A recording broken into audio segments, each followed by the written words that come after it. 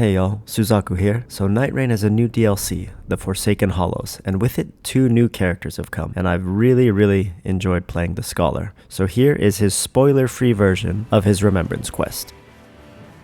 So your first step is to just play the Scholar, run an expedition with him. It doesn't even have to be a successful one. I got bodied by the first night boss, and you'll still get a memory unlocked.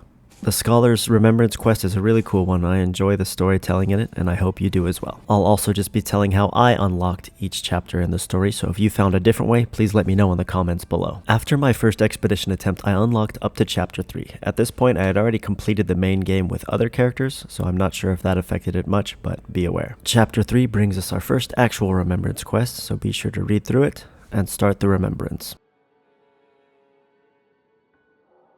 For the start of this chapter, we begin by investigating the Scholar's Table, which will lead us through a little bit of a dialogue into the next step of our quest.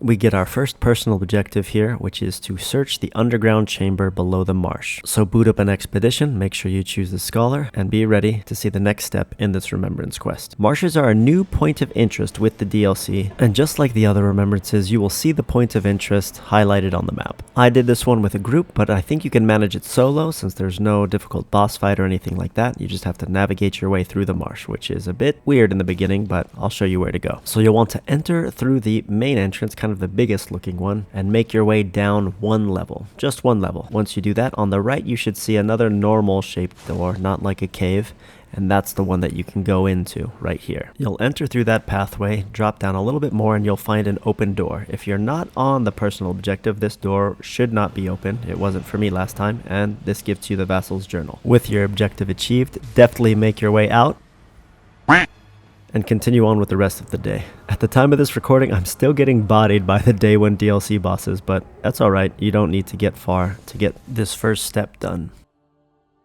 With the Vassal's Journal in hand, you'll make your way back to the Round Table Hold, only to be met with some commotion in the distance. Head to the chapel, and you can find the source of the commotion at the far end on the right side.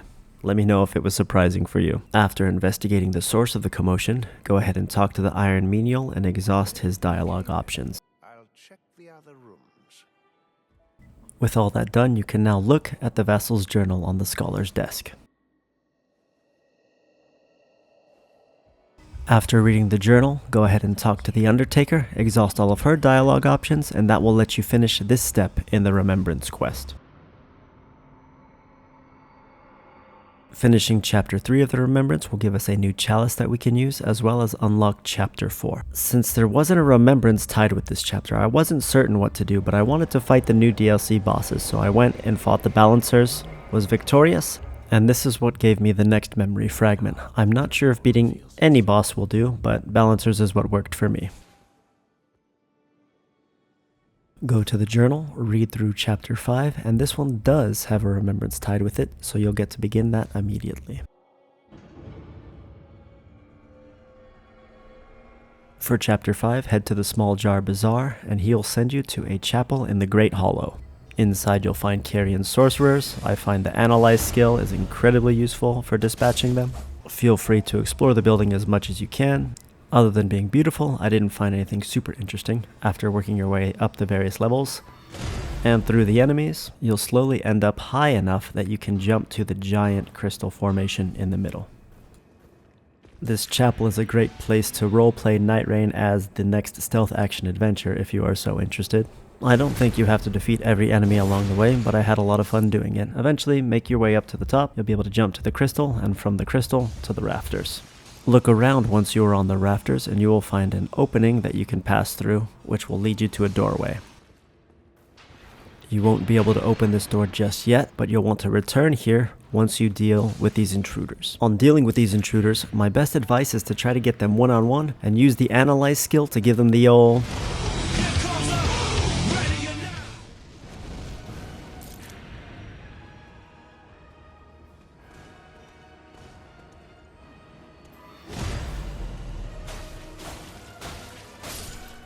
With the final invader vanquished, you will see that the objective location can now be examined. So make your way back up those rafters and see what's inside that door.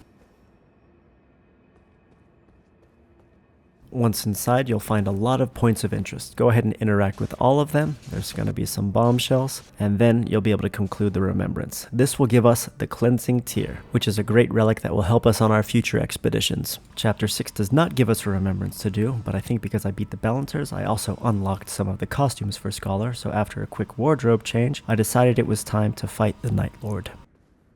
I don't know if any boss will do, but this is the one that I beat, and it got me my next memory fragment.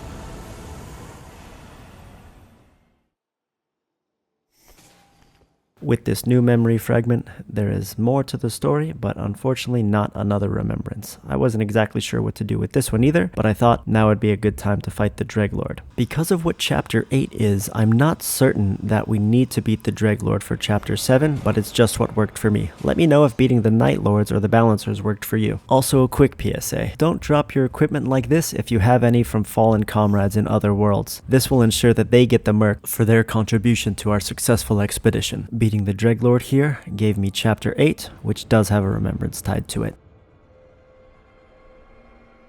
For the beginning of Chapter 8, make your way back to the chapel so you can talk with the Undertaker. Exhaust all of her dialogue options and she will have a gift of sorts for you. Body of yours bearing up. With the returned leather case in hand, we will have a new prompt and waypoint which will direct us to the changing room. Once in the changing room, we can interact with the mirror to have a little bit of self-reflection, which will then direct us back to the Scholar's desk. After interacting with the Scholar's desk and reflecting upon ourselves, we will not only know what to do next in our quest, but we will be rewarded with the next personal objective. Back to the expeditions we must go, and this time our personal objective is to defeat the Dreglord. I had a way harder time with him this time around, but after much trying, eventually this plucky team of randoms and I were successful.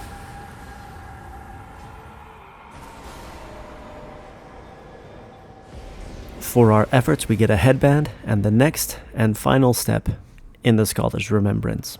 Back to the chapel we must go to talk with the Undertaker. I'm listening. After we finish our dialogue with the Undertaker, return to the Scholar's desks and we can take the last steps in this Remembrance quest. Upon finishing Chapter 8, we will get the Remembrance outfit as well as the relic My Dear Successor and our final chapter for the Scholar. I hope this guide was helpful for you, and if so, I would really appreciate a like and a subscribe.